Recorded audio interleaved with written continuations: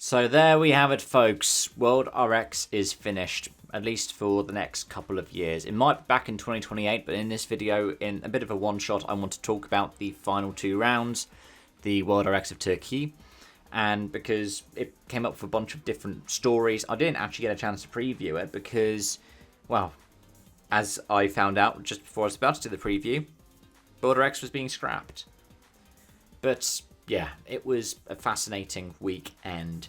The two different formats were interesting in their own regards. I think that it would have been nice if they just did what they've already done so far this season.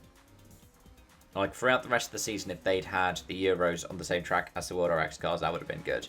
Because otherwise, the fact that it was having to be done out of necessity because the Hansons weren't there was a shame. And it was also a massive shame that we didn't get the Hansons there for the final World RX round.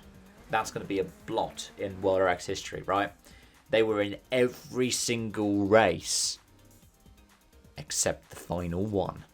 It just sounds weird, but then this whole situation is weird. There's nothing that seems any kind of normality about it. That said, the title battle did go down to the wire. It did only mathematically go down to the wire because it was at the end of the qualifying for today that we saw Johan Kristoffersson effectively crown the champion. But the battle for second went down to the final race, and it was 1 point in it between Ole Christian Veby and Niklas Gronholm.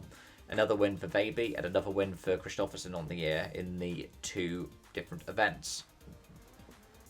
As for the Euros, let's talk about them a little bit. It was great to see Ribeiro win the title, and it was nice to see him celebrating it. It was nice to see him getting up into commentary as well. It's a shame that he didn't start the final. But that final was so intense. It was so messy, wasn't it? And for the Euro RX1, I think that was even messier. Though, it was interesting, the story about Bolevsky being crowned the champion and being outside the track. They couldn't find him. He was waiting to... Was he waiting to pick up his dad or be picked up by his dad outside the track? And they're like, Yuri, you're the champion. It's nice to see Litvinovich get a win. And it was nice to see him being competitive today until literally the wheels went off the wagon again. But yeah, Libertinen was competitive. It's a shame what happened to him.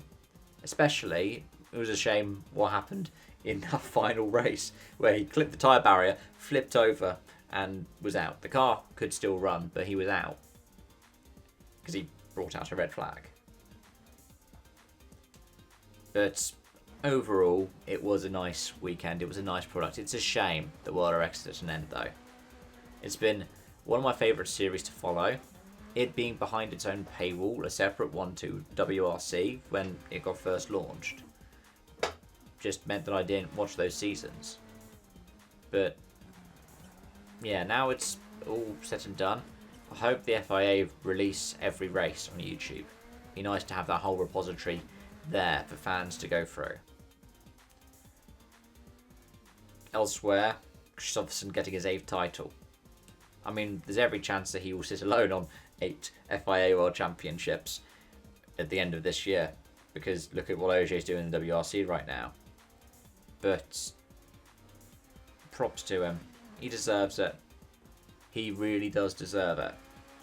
The stats really don't lie. I just wish that the EOT, their version of BOP, was better, because it was designed to favour the electric cars. I mean, they were saying, 50 kilos of ballast to the ICE cars today. No wonder the ICE cars were running slower than the electric ones, because they effectively sandbagged them. They'd intentionally sandbagged these cars for the final round of the season, and it was going to create this action in which you found that the electric cars were faster. It's a bit like the kind of things that you'd hear people talking about with the WRC, right? That you'd be worried about factory cars and then B-spec cars. I mean, when you look at the other supercars that were there, you have all the old EKS and Race Technic Audis. You have all of the old GRX i20s. But they are still competitive. They can still be good. I do want to see what this cost-effective RX formula looks like. If they did it the best they could build it off a rally platform. A bit like how you have the Rally 6 platform and the new one that can be a touring car and a rally car. Because I saw something like that for Renault. They homologated a Clio for Rallycross, as well as homologating the Rally 3 and the new spec Rally 4 and 5. But that's my piece. I hope that you've enjoyed following World RX. I certainly have. I'm probably going to do a video in the future talking about the series as a whole and some of the wild stories that have happened throughout it, because they were bringing some of them up in the broadcast, and well done to Coley and Backenrud. Coley was doing the best he could to remain professional into his commitment to the FIA, whereas Backenrud, who's been doing the BOP testing for the FIA this year, was just like, oh yeah, this is the last ever race. Coley's like, well no, it's 2 years off. But yeah, this is not my last World RX video for now, and this is probably not my last RX covering video for now either. But yeah, I'm going to wrap up this video and my video content for this right here, right now. So thanks so much for watching, thanks so much for joining, and I hope to see you soon for more. Bye-bye. Can't believe I'm saying this. For now.